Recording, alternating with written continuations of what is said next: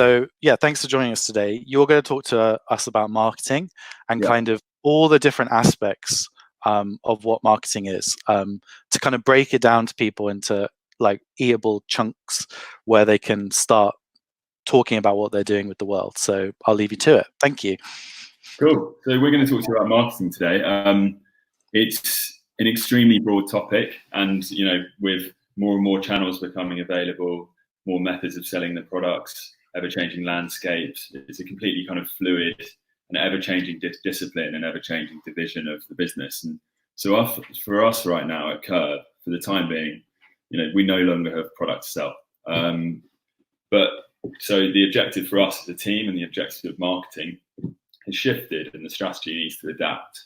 So we need to think about how we can shift our attention towards adding value to the brand, or looking after our traders, or finding new ways for us to continue engaging with our customers and giving them avenues to continue to support our traders in this time. Marketing is required for each of these challenges, but we need to think beyond the lockdown and get prepared for when we burst out the other side. Awesome. So yeah, it's a whole bunch of stuff. It's all sorts of buzzwords, but we're trying, for the purpose of this presentation, to give you guys a few takeaways to implement into your own ideas, into your own businesses if they exist already. But the main thing to point out here is that it isn't just one thing. So many people are guilty of launching a brand and an Instagram account and then thinking that that's enough. This is a great start, and definitely whilst you're at home and whilst you're on lockdown, definitely start to get these things moving and implement a few of the things that Cara talked about on Monday. And then also Tara is going to talk about in a couple of moments' time. But this is a really great opportunity to start putting the groundings in. So then, when we do actually start operating, you've got these things in place already. But beyond the lockdown, when we start trading, we get back out onto the streets, we're going to need a whole lot more. And especially during these times, we're going to need a whole lot more hustle and go even further than we've ever been before. So we're going to list out a variety of things that you can cherry pick out and develop these specific areas in your own way. So I'm not going to talk about the 7 Ps of marketing because it's boring and I'll probably embarrass myself because I definitely can't even remember them from my degree. But we've listed out a few key elements that we think are really, really useful to think about when we're launching a business. And actually, some of these things you might not even typically associate with marketing. Things like authenticity and hospitality. These aren't marketing channels as such, but they're really, really important things that contribute to towards your marketing plan and help to push your brand further. And I think they're really easy things that people can start with as well. Like if you're just being yourself, and like if I'm like, I like history and I like nerding out on things, and so that's who I am. And that when I talk about those kind of things, that's staying true to myself. I'm not pretending to be anyone else. It's just me. Yeah, exactly. And it should be unique to you, like you said, and have your personality running through it. Like street food in the wider industry, fueled by passion and fueled by people. So don't hold back on that. It's all about that. But the key thing to mention here is that a classic case that people do is they wait for it to rain. So people do reactive marketing.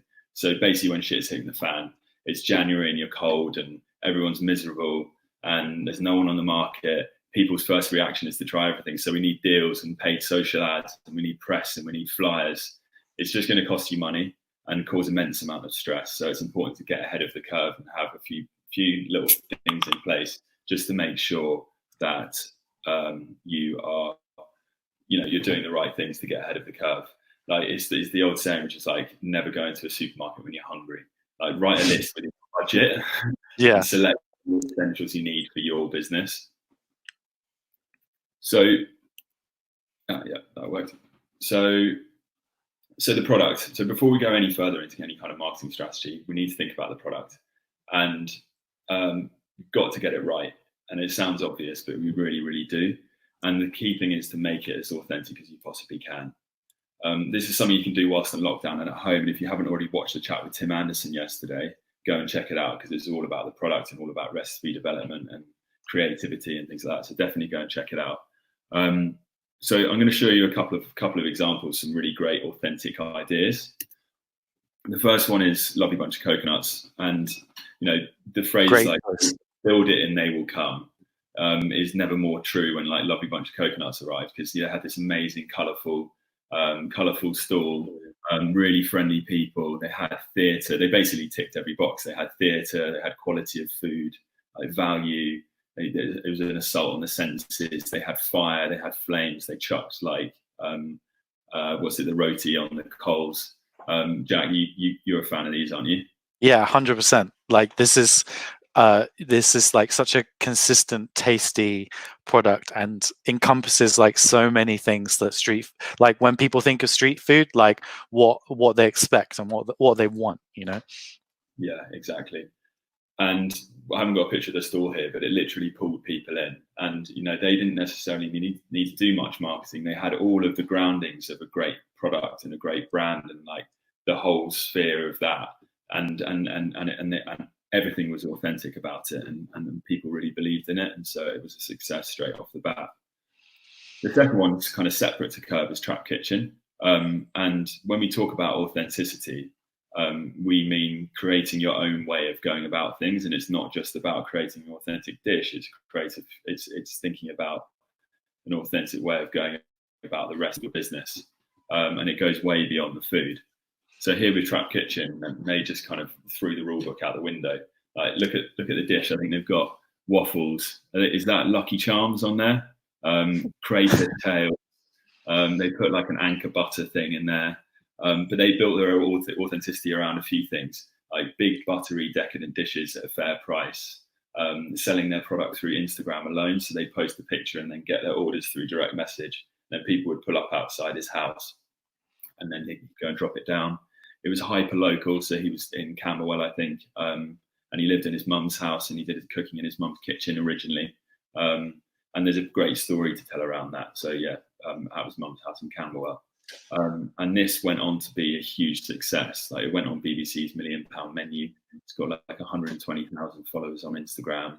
It's got sites in London and Manchester, and it's a really good example of making it authentic, and not just the food, but making the whole product authentic. Just like celebrating the things that like some people might see as like a negative or like a weakness, like that's part of just telling a story. Like it doesn't matter that it's not in like a bricks and mortar restaurant or like a really fancy prep kitchen or anything. It's like something amazing can still come from like a tower block. That's really a really cool story to talk about.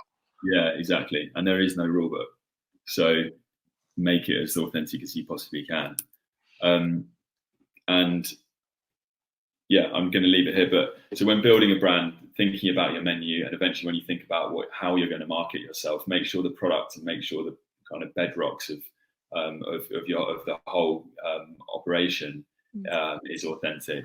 And I'm not talking about reinventing the wheel or making this like really amazing polished brand, but having something with personality and your personality running through it. And we have a question on that. Like someone's asked, how were Trap Kitchen able to cook from their own kitchen? Did they not need a commercial kitchen? And I guess the answer is like just pretty under the radar. Like you can register your own kitchen and cook and prepare things from there, and you can incorporate that into the story like they did. So yeah, sorry Sam. Continue. I guess when it started, it was a little bit more like the Wild West. There's a few more regulations in place now, but that's not really marketing's remit. So yeah, I don't know why I put this bit of creative in here, the KFC thing, but I just love it. I think it's great. It shows that they're basically putting a stamp on that they were the first original authentic fried chicken shop, and everyone's followed them. But I just like it as a bit of creative. So Tara, I'll talk to you a little bit about branding and social media now. Yeah, so thanks, Sam. So once you've got your product pretty perfect, it's probably time to brand it. And obviously we heard from Cara earlier on in the week about how to kind of utilize this weird and unexpected time off that we all have. You can go back and watch that on Monday, but I'm just going to pull out a few examples of some of the traders' branding that I just think is amazingly eye-catching, basically. So first up, we've got Only Jerkin. who serving up fried chicken at the KERB markets around London and also have sites in Birmingham. I think they're on Deliveroo at the moment whilst the markets aren't running, so you can still go and try it. Recommend. I'd probably eat that at lunch today if I was at one of the markets. good strong choice, yeah. Yeah. But what I really love about their brand is that if you removed the brand name only Jerkin from all of the touch points that I've put up on the screen, you'd still be able to recognise the brand. It's due to a few things that I think that everyone should consider when thinking about building their brand.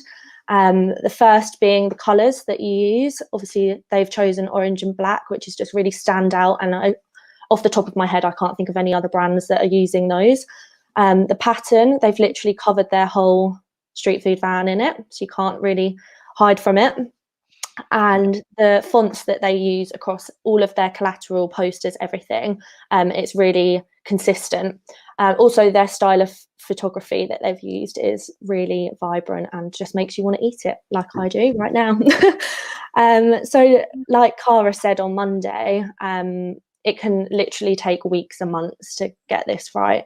But when you do, I think it's super effective, and these guys are a great example that it's can be a great success. Yeah, definitely. Like at our markets, you know, like we always talk to traders about being able to like grab attention of people. You know, people see our group, you know, our traders like in a group of 8, 10, 12 traders all together, and you know, you need to do something to stand out against being that black gazebo. You know, that's what everyone has or starts off with, because it's the easiest thing to do. But you can see those pops of orange, you can see like the big banner, that kind of that style of writing, and it has a personality to it rather than just a black gazebo on a corner. Yeah, and you can hear their music playing as well. Yeah, 100%. And then secondly, I've used Bao, who are one of our alumni traders, as another example of a brilliant brand. So they use illustration as kind of their brand tokenography, and they also have really beautiful creative direction in their imagery. So on the left is an image of Bao's gazebo setup at KERB's first birthday party in 2013. And then on the right-hand side is their Instagram page as of yesterday. So you can see that they've continued to use this logo across all touch points of their brand throughout the years. You might need to change your branding over time, but for them it's worked particularly well, as the people that knew them back in their street food days are still going to recognize them now. And they've expanded the use of this logo and branched out into a merchandise range, which only Jerkin have also done. And it's kind of a great example that food brands can kind of amass a cult following, if you like, where people will literally buy into any part of the brand that has their logo on. So these two brands clearly have very different styles of branding, but are just as successful as one another. Only Jerkin uses lots of text in their collateral, but Bao uses lots of imagery and illustration, and their tone of voice really differs. Obviously, their logos differ massively too, and that kind of brings me on to a branding exercise that's worth doing, perhaps in your spare time, if you're thinking about what your business's logo should look like. And just consider that your logo is going to be one of the first things that people see before they've even tried your food. It will sit on your fan, your packaging, social media. So basically take a look at your favorite logos, your favorite brands, write down a list of why they're your favorites, and kind of decide whether you think that they're relevant for what you're doing. As a startup, you probably won't have the biggest budget in the world, but now is probably the time to pull in some favors. There might be some friends or friends of friends that might be happy to trade some food for some branding. Yeah, always hustle, definitely. Yeah, exactly. Or you might even want to use this time to get creative yourself. Never know. Yeah, lots of people have started with their own kind of ideas and then given that to someone to put it on a bigger stage. Exactly. So it's also worth considering the colours that you're going to use, like we were talking about with Only Jerkin. And I just pulled out the KERB's colour palette that we use across all of our branding and collateral. There's some examples here of, you know, signage, events promotions, website pages that we use our colours across all of them. And like I said before, if you removed the words KERB on it, I think it's still quite recognisable. There's also loads of psychology of colour, things that you can read up about too. But in the meantime, if you are doing your branding on a budget, there's a quick and useful tool called Coolers, I think, where you can generate your own colour palette as well. So that's worth heading to if you're looking at doing your branding. So you can see, so you can basically see if there are colours that like complement each exactly. Right. Yeah. Okay. Yeah. Cool. So once you've got your branding nailed, you're going to start thinking about how to present it to your potential customers. And I've kind of pulled together a bit of a basic checklist for social media, because we could literally talk about this forever, like until Friday or something, but obviously we don't have the time today. But I'm mostly going to cover Instagram as it is the most visual of the platforms, and obviously work's a treat for food photography, but it's not the only route to success. And do bear in mind that other channels like Facebook, Twitter, and you might even get brave and use TikTok. So my biggest top tip is obviously just to take really tasty looking photos. On the left is a truffle burger from Seven Dials Market, and I'm sorry if this is anyone's photo on the right, but I know which burger I would rather eat. Yeah, it gives you that indulgence, you know. Yeah, definitely. And on that, it said someone sent in a question, Milena, saying, should it be really professional, or can you just use like your own phone and take photos with it? So yeah, definitely you can use your own phone, but I mean, I would definitely recommend like upgrading to the newest phone camera, because it's quick and easy as well to just whip out when you're on the market. Yeah. And I think that truffle photo was probably done on a phone as well. Cameras are just too bulky for the market, so yeah, use your smartphone. But obviously the success of the truffle photo kind of comes from like great lighting. It's a great product as well, and there's like no weird filters over it, so it's authentic, you know. It's just, exactly. It's itself. Yeah, definitely. So obviously when you start your business, you're going to need to take some photos of your food, and it is notoriously hard, but it is kind of where you need to start out. And like I said, it's probably going to come at a bit of a cost, whether it means upgrading to a new phone, or maybe a bit further down the line you might consider paying someone on the team who's really passionate about it, or hiring a freelancer to come along. But this will be, you know, when you've got some cash flow coming in and when you're trading frequently as well. And then finally, you will probably much further down the line want to get a professional photographer in, and this is when you're thinking about website and press releases and things like that. But if you join KERB and you become a KERB member, then we take photos for you.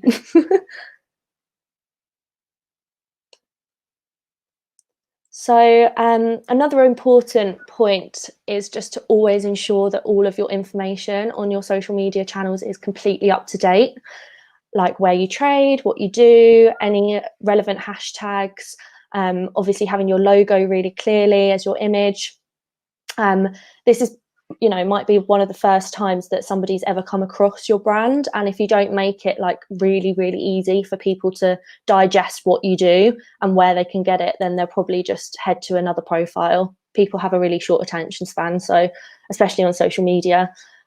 So I've just given an example here of the cheese bar at Seven Dials Market as an example of it being really clear as to where they are. And also another point is that you should set up your Instagram page as a business account. It kind of allows you to track your insights, see who's visiting your page, see if they're mostly male or female, or which part of the world they're viewing from, and it can really be very useful information for the kind of content that you're going to create. I'm not. I think that you need to, when you first set it up, set it as a business account. But I think you can go back and change it as business if you haven't already done that already. But there's so the really important part of Instagram is basically to how you're going to make yourself stand out. It's so oversaturated with food images. Like, how many times have you seen a burger on your Instagram feed today? It's probably quite a lot. But you need to think about, you know, why people are going to follow your account over others and buy your food over other people's. So that kind of links back to what Sam. Someone ringing. Just say what a good job this is, you know. Yeah. So where was I? Just saying about linking back to the authenticity and your USP. Like, just always make sure that you're telling people why your product or why what you're doing is different. It might be, you know, that you're. And when you're designing that dish, like, to get to this process, this is a question someone's asked. Do you need to design your dish with the idea of it being photographable, of Instagrammable? Is that an important thing to consider when you're kind of coming up with your brand and your social media kind of like strategy? I think yes and no. I think if it's not the best looking plate of food, then naturally people aren't going to take as many photos of it. So if your goal is for people to go viral with your image of your food, then I think you should definitely consider it. Yeah. But I guess it's like, if it's something that's not as like easily photographable as other things, it just means you thinking about all of these other aspects, like who's behind the brand, like what's inspired you, like the ingredients that you're using, like things that you know, that's the challenge for you to think about, like what is it that's visually interesting and like looks good, that we can, there's something to share. Yeah,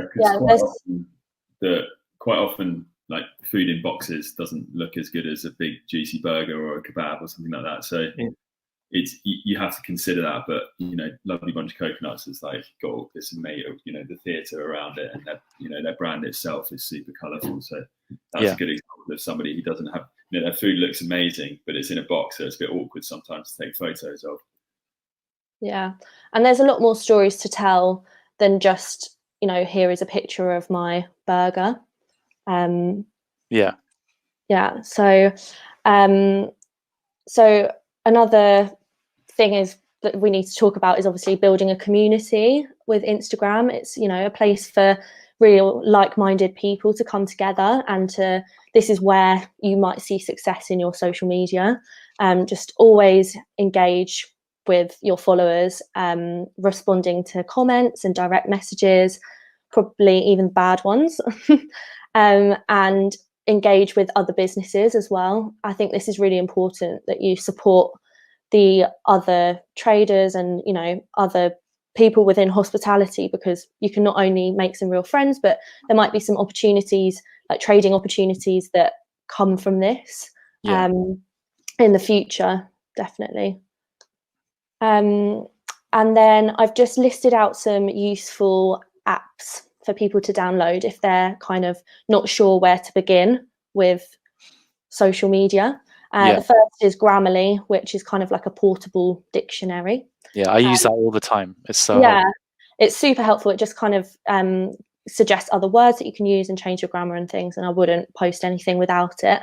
And then Planoly is an app that you can use to schedule your posts. So it might be that you know that 11 a.m. is a really good time to post about your lunch that you've got on your menu today, but you might be busy prepping and forget. So that's really useful. Snapseed is a quick and easy photo editing app. And then also a website called Best Hashtags is really useful.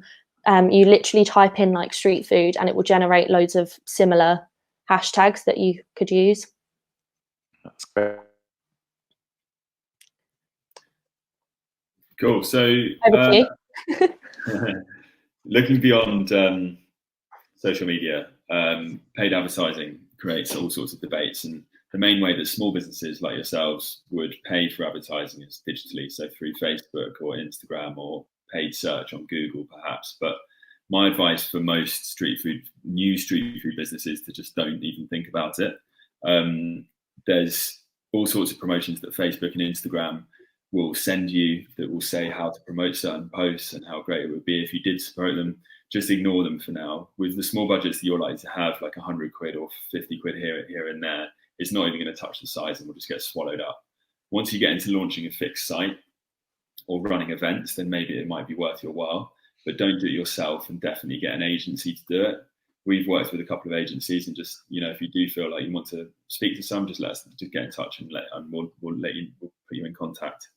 But there are all sorts of ways in which you can earn additional media and earn additional press coverage without it costing you anything apart from a few free dishes and a little bit of perseverance.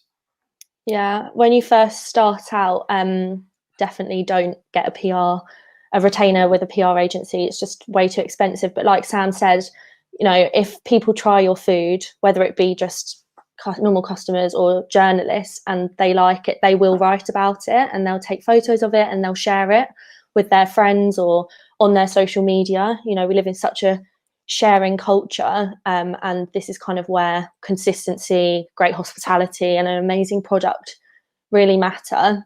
Yeah. And also that we can't really skirt around the topic of influencers because they're hot conversation. But if you feel like it would be beneficial to use them, which in lots of cases it is, just drop them a direct message, invite them along to where you're trading, give them some free food, and make them your friend. If they like it, then they're going to post about it, but I just don't recommend paying for Instagram posts. It just, people see through it nowadays, and we're talking about authenticity, and it's just charm wins over like paid advertising for sure. And a lot of these people, like, they do it because they genuinely love food and they love those stories and the authenticity, whether that's your own personal idea or like a traditional dish or something like that. Like, they get naturally excited about those things. Yeah, definitely. There's all sorts of free ways that you can generate earned media, so equivalent to paid advertising, but through building relationships, through having a really great product and just getting it out there to as many people as possible. Awesome.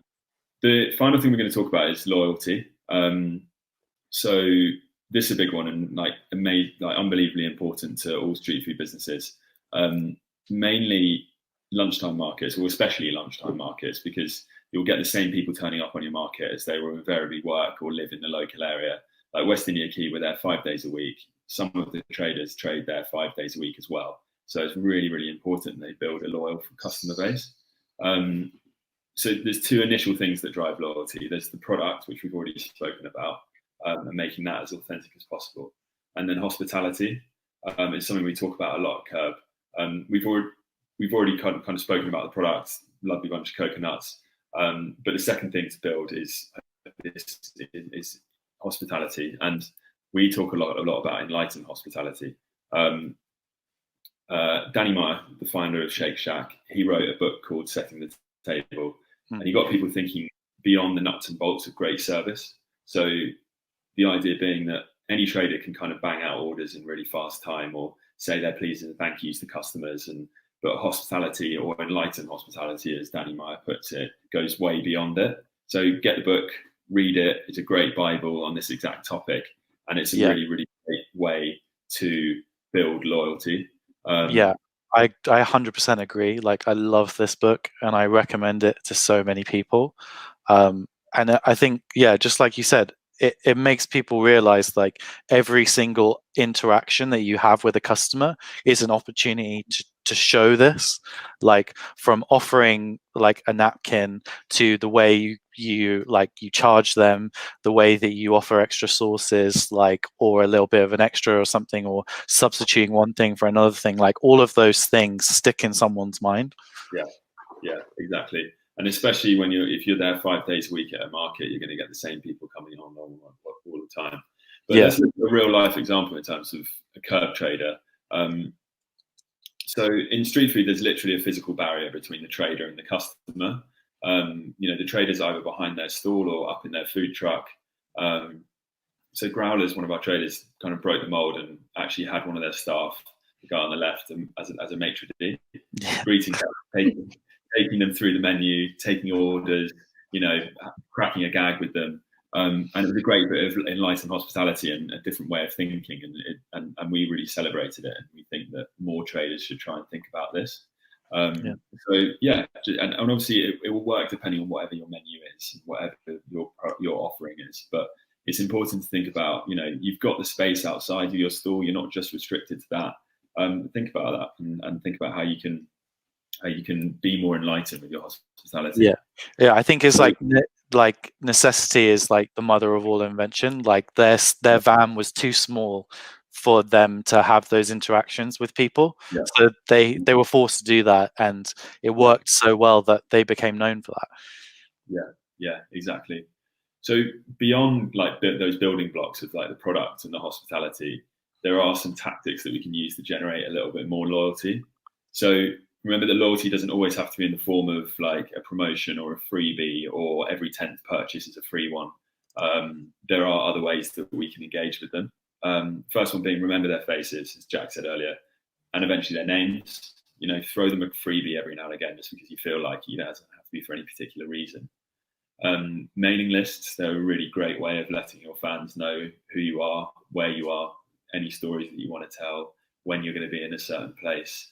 It's also a great way to send like e-vouchers. So we're working with this, or we're about to work with a company called Airship, they can send e-vouchers. You can send e-vouchers via email or by text. We also use MailChimp as well, but in the description below, you can check out those websites there and see what's suitable for your business. And then also incentivize people to join your list as well. Make sure you engage with people who comment on your posts on Instagram. Respond to reviews. It all helps to boost your whole profile online if you're constantly engaging and having conversations with people. Also think outside the box, like giving your number so they can pre-order. Like don't have it on a flyer and give it to 1,000 people, but think about who your key fans are. Like Biandang does this, for example, for his super fans at the JERKIN. He does a few pre-orders for people who he knows that they're his loyal fans who are always going to order like 10 boxes for his team. And then the other thing is local marketing. So reach out to these offices. Like if you're in West India Quay, identify who's coming to your store, find out where they work, have conversations with people, like talk to them, find out where they work, get their email addresses, their phone numbers, find out who's responsible for sending those company-wide emails. Have a bit of hustle, basically. Just talk to as many people as you possibly can. You'll be amazed at how much ground you can make. We do it with on our Slack channel with some of our most loyal fans. So we talk to them. We're always talking to them, always getting feedback from them, always chucking them a few free lunches here and there, just to make sure that our most loyal fans we're treating with respect and like treating well, so that they, then it filters word of mouth like through the rest of the community. Yeah, and also it's like an opportunity to understand like what something you're doing really well that you might not know about, like something that you're offering that people really value that might not be immediately obvious to you. Yeah, exactly. But we do a lot of surveys on our markets and we find them really, really valuable. And obviously the final one is loyalty cards. Like we don't really know if they become a success, and the reason why I've got it last on there is because it's usually the first thing on the list, but there's so much more that can come before that. So yeah, I mean, we've given you a bit of a whistle stop on marketing and how we see it most relevant to you guys when you're first starting. But yeah, it's kind of we'll give you a quick summary. So there's a fair bit to digest, but what can you do immediately? Like whilst you're at home, what can you do literally as, you know, this episode finishes, you close your laptop and think, right, what am I going to do? First thing, perfect your product, and think about how you can make it as authentic as possible. Like this is the most important thing, your product, obviously. So, yeah. But beyond the food, as your products, like your product isn't just the food, it's everything beyond that. So work out how you can project your way of doing things throughout, you know, the whole transaction with the customer. This can be anything from your method of taking orders to what your food is served in, or how you present your menu. Your product is your whole package, and it's your best selling tool. Yeah, definitely. And you should take a look at your brand. I mean, I know that Cara touched on this on Monday, and I think she's got some resources on her website, but just think about what brands you like, what colours best reflect you, what fonts do you like, how do you want your store to look? Do you have any contacts that you think you could reach out to kind of at this time where people might not have as much on? And also just get going with your Instagram. You know, start posting, start engaging with people, start following, and kind of getting ideas. And it's never really too early to start. Yeah, and I guess like on that advice, like we have a question from Ollie who asks, like, content-wise, how often should you make new content, and should you just wait until you have something specific to say, or should you just go for it and do things? I think just go for it. I think people will forget if they don't like something that you've done, or they'll just unfollow you. But if they really like it, then they're going to keep coming back for more and keep sharing. And I think now is the time to be experimental, basically. Yeah. Thank you. So thanks for tuning in. Like we've been through. Yeah, that was amazing. Like, I think you gave us like such a huge, there's obviously like a lot of different aspects to it, and the good thing about doing it this way is that this is recorded. You know, you can go through it again, you can break it down into the certain sections, and you can literally just pick up your phone and start with taking some photos, or like seeing what you appreciate in other people. So thank you so much for joining us today.